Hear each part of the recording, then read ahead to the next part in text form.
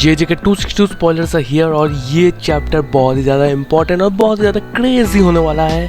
तो शुरू करते हैं। चैप्टर की शुरुआत में तुम्हें याद है कि सुकुना अपना मैलेवोलेंट श्राइन और गोजो मतलब जो यूटा है वो अपनी इन्फिनिटी वॉइड दोनों की डोमेन क्लैश होने ही वाली होती है, पर तभी अपना जो यूटा होता है वो अपने अनलिमिटेड वॉइड जो उसका जो डोमेन है उसको एक बास्केटबॉल की साइज में कर लेता है, बिल्कुल ही गोजो वर्सेस सुकुना की पहली फाइट जैसा।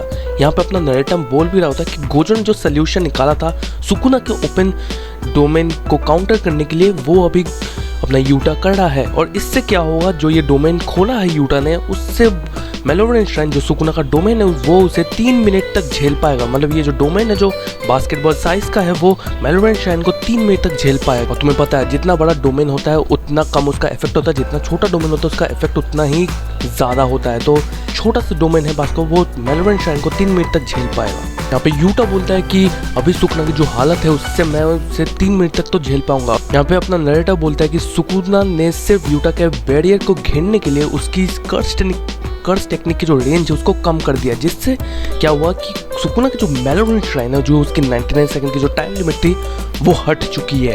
भाई सुकुना कुछ भी कर रहा है, लिटरली कुछ भी कर रहा है यहाँ पे।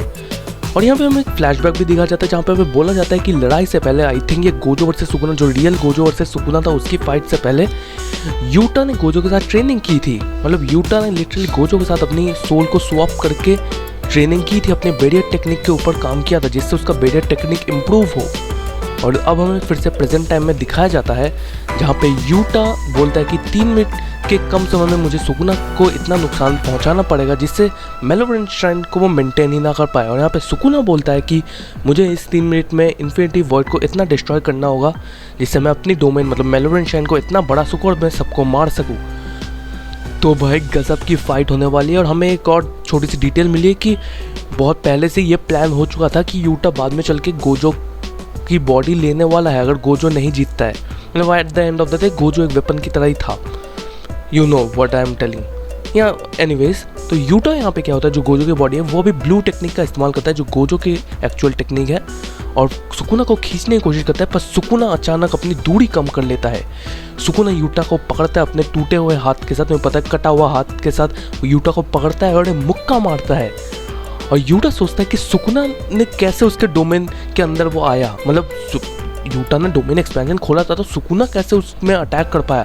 हमें यहाँ पे पता चलता है कि सुकुना अपने डोमेन एक्सपेंशन के साथ साथ डोमेन एम्पलीफिकेशन का भी यूज़ कर रहा है। तो मैं शायद डोमेन एम्पलीफिकेशन बहुत दिन बाद सुना है। डोमेन एम्पलीफिकेशन से डोमेन एक्सपेंशन की जो पावर्स होती है वो पेनिट्रेट हो जाती है, वो नलीफाई हो जाती है।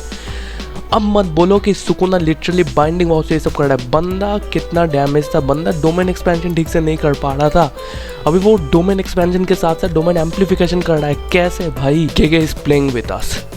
तो यूटा पर अपना सुकुना अटैक कर देता है और सुकुना के चेहरे पे एक इविल स्माइल होती है क्योंकि वो सोचता है कि मेमे के जो क्रोज है वो इनके डोमेन्स के अंदर कोई भी इंफॉर्मेशन शेयर नहीं कर पा रहे हैं।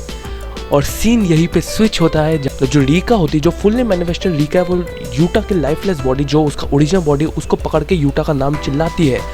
और फिर हमें नरेटर का कमेंट दिखता है जहाँ पे वो बोलता है कि रीका पूरी तरह मैनिफेस्ट हो चुकी है, लेकिन मतलब but Rica is fully manifested but. और यहाँ से चैप्टर ख़त्म हो जाता है। और ये चैप्टर बहुत ज़्यादा रोलर कोस्टर राइड था भाई। पहली बात तो सुकुना क्या है, किस खेत की मूली है भाई। सुकुना लिटरली डोमेन एक्सपेंशन से डोमेन एम्पलीफिकेशन भी यूज़ कर रहा है। बंदा कुछ नहीं कर पा रहा था, अभी फिर से कर रहा है। गेगे इज प्लेइंग विद अस यार। यहाँ पे अपना यूटा भी मार खा रहा है, पर अभी तक आई डोंट थिंक यूटा अभी भी मरने वाला है, अभी भी और भी फाइट्स होगी। पर रीका शायद बैटल में फिर से आए और मे बी यूटा रीका की पावर्स को इस्तेमाल कर सके, और गोजो के पावर्स वो यूज़ कर ही रहा है और कुछ हो जाए भाई।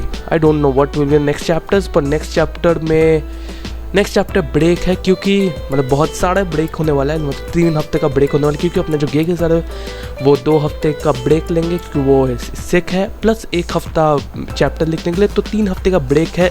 और मुझे लग ही रहा था, ये न्यूज़ जैसी आया मुझे लग ही रहा था कि कहीं ना कहीं तो हमें क्लिफ हैंगर दे के छोड़ देंगे, क्योंकि आई थिंक गेगे सिक तो है पर शायद वो कुछ नए आइडियाज़ भी सोचेंगे इसके दौरान जब वो सिक रहेंगे और हमें कुछ मसालेदार कुछ देखने को मिले।